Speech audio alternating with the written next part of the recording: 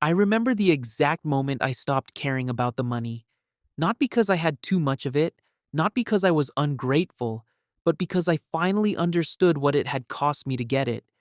It was a Tuesday morning, February, the kind of cold that makes Chicago feel like punishment. I pulled into the parking garage of the building I had worked in for 11 years. I turned off the engine. I sat there with my phone in my hand and my coffee going cold in the cup holder. And I just didn't move. My net worth at that point was $1.4 million. I had a title on my office door. I had a salary that most people in this country will never see in their lifetime. And sitting in that dark parking garage at 7 in the morning, I felt absolutely nothing. No pride, no satisfaction, no peace, just a quiet emptiness that scared me more than being broke ever did. That was the morning I decided to walk away from everything, and this is that story. Let me take you back to 2012.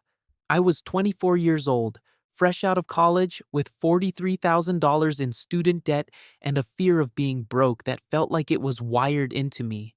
My dad worked at a manufacturing plant in Ohio his entire life.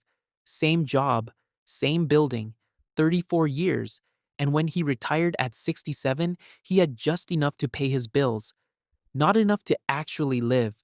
No travel, no freedom, no version of life that was purely his own. I watched him go from a working man to an old man without anything in between. And I made myself one promise sitting at his kitchen table. That will never be me. So I worked. My first job paid $38,000 a year. I took every extra project available, stayed late when nobody asked, ate lunch at my desk, answered emails at 11 p.m. Year 1, I saved $9,000. Year 2, $14,000. Year 3, I got promoted. Salary jumped to $67,000. I immediately put 20% into my 401k, opened a Roth IRA, and started buying low-cost index funds every single month without exception. No crypto, no individual stocks, no side bets, just boring, automatic, consistent investing, month after month, regardless of what the market was doing. The people around me thought I was strange.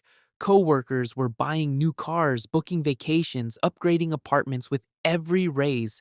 I was still driving a 2009 Honda Civic with 140,000 miles on it and eating rice and chicken 4 nights a week. They called me cheap. I didn't care because I could see something growing that they couldn't see yet, and that number represented something no car or vacation could ever give me. Options. By 29, I had $180,000 invested. At 31, I crossed $300,000. At 32, I landed a senior director role at a new company. $130,000 base salary plus bonuses.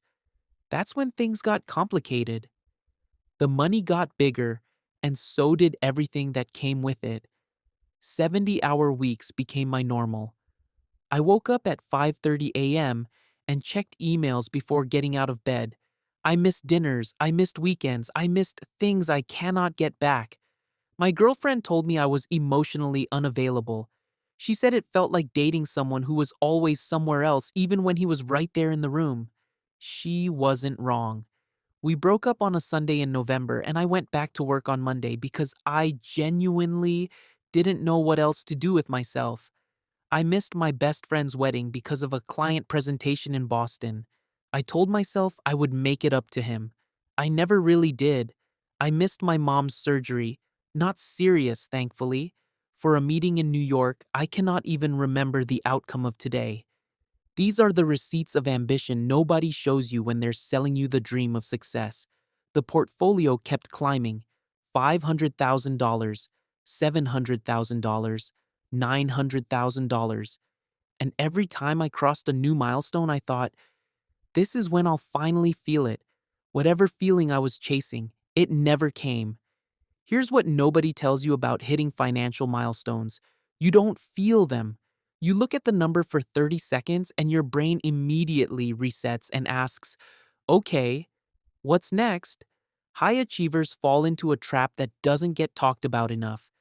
You get addicted to the movement itself, not the destination, just the act of climbing. So the goalpost keeps moving. The million becomes 2 million. The two becomes five. And the life you were supposedly building all this wealth for keeps getting pushed further away. Someday, later, when I finally have enough. Except enough never arrives because you forgot to define it. In March of 2023, my doctor told me my cortisol levels were dangerously high. Blood pressure 148 over 92. I was 35 years old. He asked how much I slept. 5 hours on a good night, I told him. He asked when I last took a real vacation, not a working trip, a real one where I fully disconnected. I couldn't answer. He looked at me the way doctors look at patients who already know what they need to hear, but are hoping someone says it's fine. He said, "You're not sick yet, but you're heading somewhere you don't want to go." I drove home that night, opened my laptop, and ran the numbers. Portfolio $1.38 million. Annual living expenses, if I simplified, $52,000. Safe withdrawal at 4%, $55,200 per year. I stared at that for a long time. The math was already done, had been done for almost a year. I had already crossed the finish line without noticing because I was too busy running to look up and see where I was. The freedom was already there. I just hadn't given myself permission to take it. I gave 3 months' notice the following week. My boss laughed, genuinely laughed, because he thought I was joking. When I told him I was serious, the laugh stopped. He said I was making a mistake. My colleagues reacted like I had done something brave and slightly crazy at the same time. My dad told me I was throwing my life away. He said, "What are you going to do all day?" I didn't have a clean answer, but I knew exactly what I was not going to do. I was not going to spend one more year in windowless conference rooms for a company that would post my job listing before my goodbye email finished going out. My last day was a Friday in October. I packed a small box, shook some hands, took the elevator down to the same parking garage. But this time, I wasn't dreading what was waiting upstairs. I drove home with the windows down even though it was cold, and for the first time in 11 years, I had nowhere to be the next morning. The first week was harder than I expected. My alarm went off at 6 a.m. on Monday out of pure habit. I laid there in the silence, feeling something I can only describe as identity vertigo. When your entire sense of self is built around what you produce and achieve, and then you remove all of it, what's left? I didn't know. That uncertainty was more uncomfortable than any work deadline I had ever faced. But I stayed with it. I didn't go back. I sat in the discomfort until it slowly started to soften. 14 months later, here is what I know that I didn't know before. The number was never the goal. The goal was always the life, the specific, actual, daily life you want to be living. But when you never define what that life looks like, the number becomes a substitute. It feels measurable. It feels like progress. So you chase it indefinitely because it's easier than asking the harder question. What do I actually want my days to look like? Time is the only asset that does not compound and cannot be recovered.